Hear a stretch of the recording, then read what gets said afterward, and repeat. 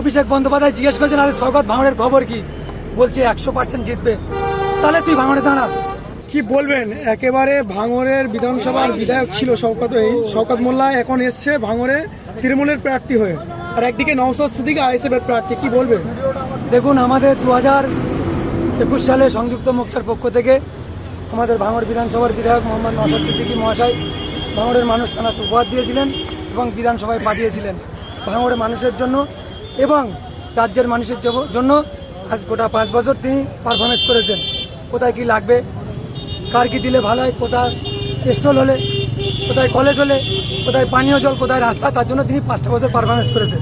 তাই আমি ভাঙড়বাসীর কাছে আবেদন করব, 2021 সালে তাকে আমরা একটা লাইসেন্স করে দিয়েছিলাম ভাঙড় বিধানসভা থেকে। ঠিক 5 বছর পূর্বে তার লাইসেন্সটাকে রিনিউ করতে হবে।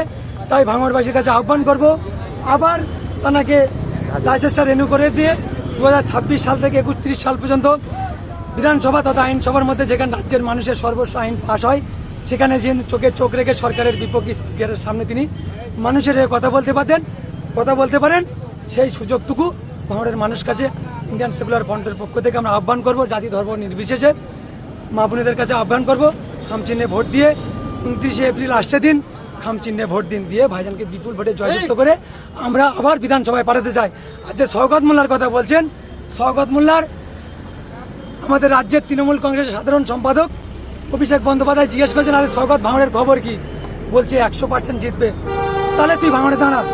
আর 2009 সালে যে ক্যানিংপুরের জীবনতলায় যে হামলা করেছিল শওকত মোল্লার নেতৃত্বে, সেই প্রতিশোধ এই রাজ্য সরকার ভাঙড়ে ক্যান্ডিডেট করে প্রতিশোধটা নিচ্ছে, এটা আমরা মনে করি। কি বলবেন তাহলে? শওকত মোল্লা কি তাহলে ভাঙড় থেকে হাঁটছে?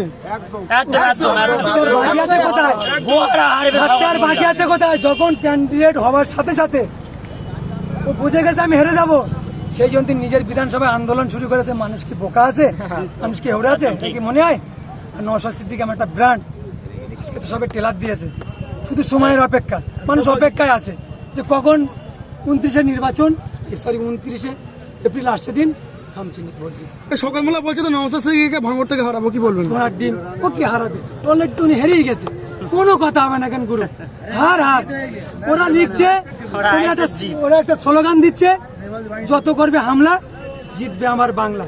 তাই কি সরকার আছে হামলা করছে? সরকার তোরা আছে, তো ওদের যদি এই স্লোগানটা হয় যত করবে হামলা 26-এ জিতবে বাংলা। আর আমরাও বলতে চাইছি, শাসক আইএসএফ এর যত দেবে চাপ, 26-এ দিদি ছাপ। ক্যানিংপুর বিধানসভায় একেবারে আরাবুল ইসলাম তিনি আইএসএফ এর প্রার্থী হয়েছেন, ওখান থেকে জিততে পারবেন? দেখুন, জেতা হারার কথা পরে, ভাঙড়ের শাসকের পক্ষ থেকে তিনি ভাঙড় বিধানসভার বিধায়ক হয়েছিলেন তৃণমূল কংগ্রেসের।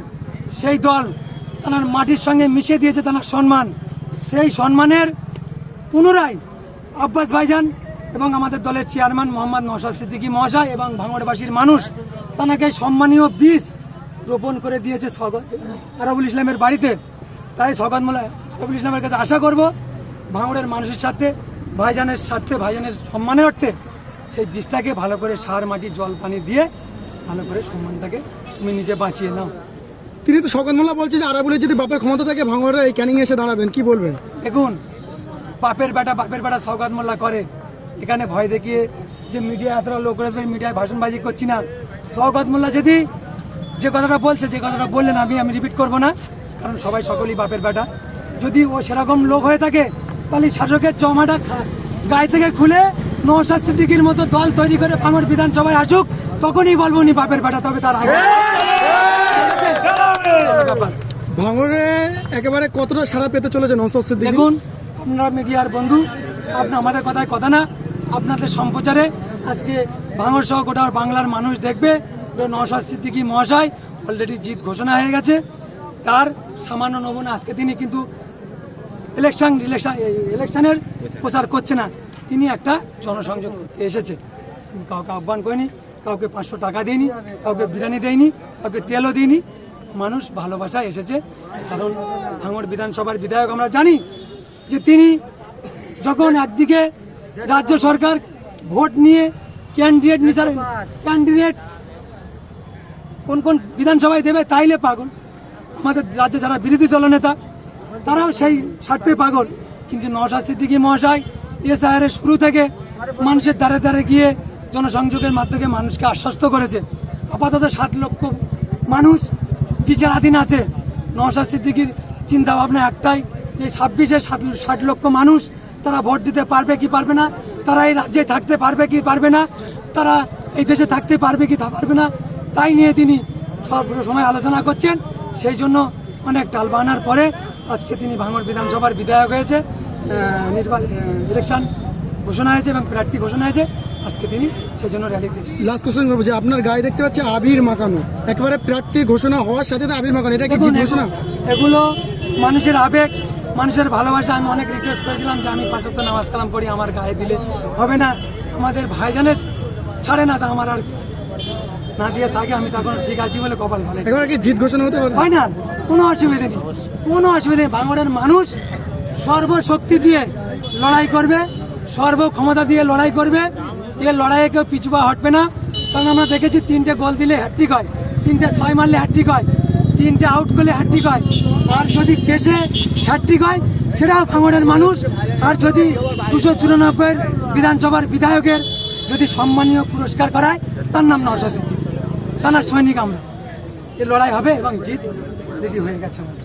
বিজয় উৎসব করছেন কি আপনারা? বিজয় দেখুন, বিজয় উৎসব সেটা পরের কথা, অনেক দিনের পরে ঈদ বাদ। ঈদের আমাদের রোজার মুডে ছিল, ঈদের মুডে ছিল, ভাইজান বলে দিয়েছে ঈদের মুড কেটে গেছে এবং রাজনীতি মুড, আমাদের ভোট প্রচারের মুড। সেই জন্য ভাই এসছে, সকলেই এই কাজটা। জায়গায় জায়গায়